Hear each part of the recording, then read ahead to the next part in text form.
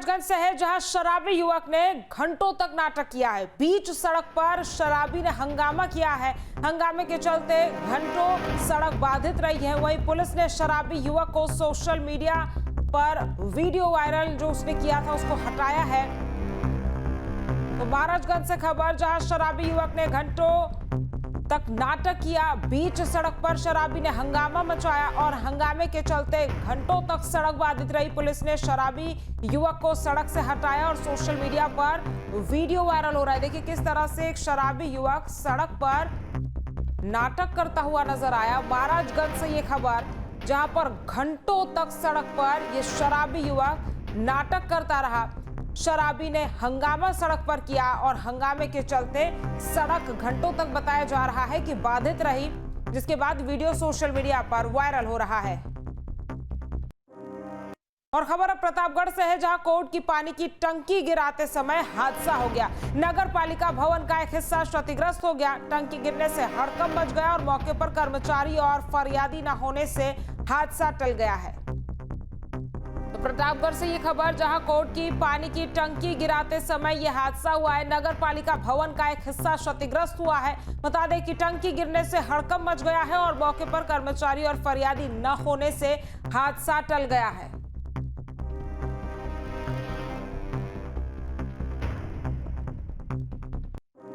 और जन्माष्टमी के मौके पर झांसी में मटकी फोड़ कार्यक्रम का जबरदस्त आयोजन हुआ। मुक्तकाशी मंच पर गोविंदाओं की टोली ने खूब जोश दिखाया। करीब 35 फीट ऊंचाई पर टंगी मटकी को तोड़ने में कई गोविंदा लगे। 10 टीमों ने इसमें भाग लिया। लाख कोशिशों के बाद भी मटकी न टूटी तो आयोजकों ने इनामी राशि बढ़ानी शुरू कर दी। रकम 80,000 से बढ़ाकर 92,000 रुपए तक पहुंच गई। आखिर में शंकर सिंह का बगीचा ग्रुप मटकी फोड़ने में सफल रहा और विजेता बना। दूसरी ओर मंच पर वृंदावन से आई बंसी ग्रुप ने कृष्ण लीलाओं का शानदार मंचन कर भक्तिमय माहौल बना दिया।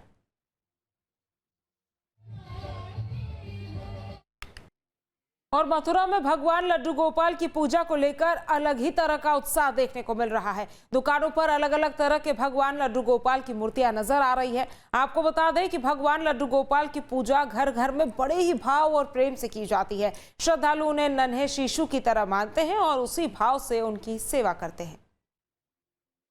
इस समय हम श्री कृष्ण जन्मस्थान के समीप पोशाक की दुकान पर हैं। यहाँ पर देखिए किस तरीके से जो ठाकुर जी के विग्रह हैं वो सुंदर सुंदर विग्रह यहाँ पर हैं और ठाकुर जी की पोशाकें भी हैं।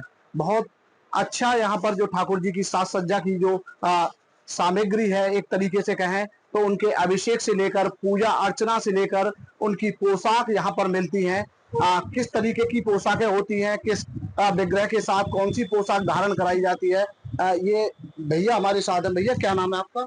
मेरा नाम पंकज है। पंकज जी, आप जिस तरीके से ये पोशाक की दुकान है आपकी, तो यहाँ पर जो लोग आते हैं आपके पास में, तो किस तरह के विग्रह अधिक लेते हैं, कितनी उनकी हाइट होती है, किस तरीके से बातचीत होती है?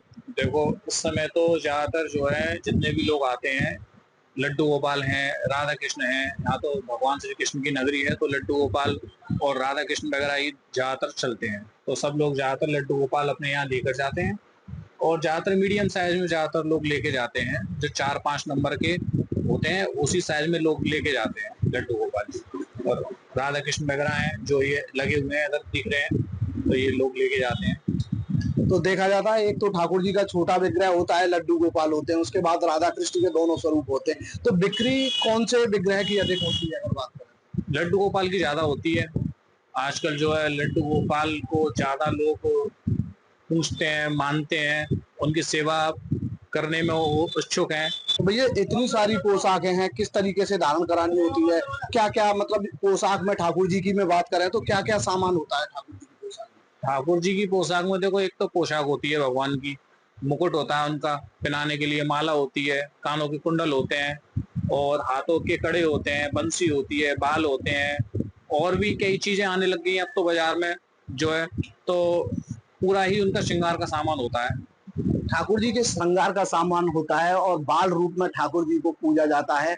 हर कोई चाहता है कि उनके ठाकुर जी सबसे अधिक सुंदर लगे। इसी भाव को लेकर वो दुकानों पर आते हैं और खरीदारी करते हैं। देखिए किस तरह से यहाँ सुंदर सुंदर पोशाक हैं। जब ठाकुर जी को ये धारण कराई जाती है तो अद्भुत एक अलग ही नजारा वहां पर दिखाई देता है। ये अलग अलग यहाँ पर विग्रह हैं ठाकुर जी के बाल रूप में। देखिए यहाँ कामधेनु गाय है और राधा कृष्ण का जो स्वरूप है, तो अलग अलग तरीके से जब ये पोशाक धारण कर लेते हैं तो इस तरीके से और जो छवि है वो किस तरीके से अलग और अद्भुत और अलौकिक दिखाई देती है। यहाँ राधा कृष्ण के स्वरूप है और लड्डू गोपाल के भी स्वरूप है, देखिए किस तरीके से। लेकिन जो अधिकतर जो पूजा जाता है वो विग्रह उनका लड्डू गोपाल वाला विग्रह है। और भी आपको ऐसी सुंदर तस्वीरें हाँ हम आपको दिखाते हैं। देखिए किस तरीके से ठाकुर जी जब अपने स्वरूप में आ जाते हैं, जब उनके सेवक उनकी पूजा करते हैं तो इस तरीके से श्रृंगार कराया जाता है, बालों का ध्यान रखा जाता है, मुकुट का ध्यान रखा जाता है, उन्हें सुंदर पोशाक पहनाई जाती है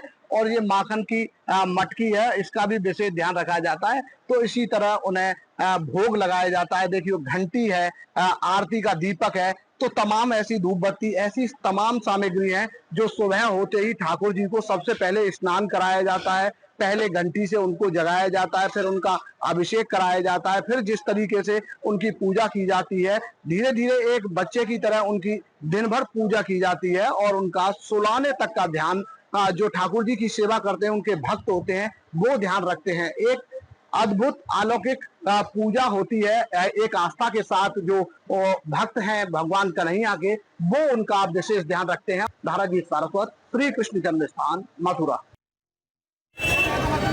ठाकुर जी की किस तरीके से घर में पूजा होती है, हमारे साथ श्रद्धालु हैं जो हापुड़ से आए हैं श्री कृष्ण जन्म स्थान पूजा करने। बहन जी क्या नाम है आपका? सोनू शर्मा। किस तरीके से ठाकुर जी को यहाँ पर आप लेके आए हैं? कहते हैं कि घर पर अकेला नहीं छोड़ा जाता है, किस तरीके से सुबह पूजा होती है, क्या क्रम रहता है? बस नवाना दुबाना इनका भोग लगाना, जैसे बच्चे करते हैं ऐसी पूजा करते हैं इनकी। तो सुबह जैसे क्या क्रम रहता है, कितने बजे ठाकुर जी को कहते हैं कि सुबह घंटी से जगाते हैं? सुबह जगाते हैं, सुबाते भी है जगाते भी है ना।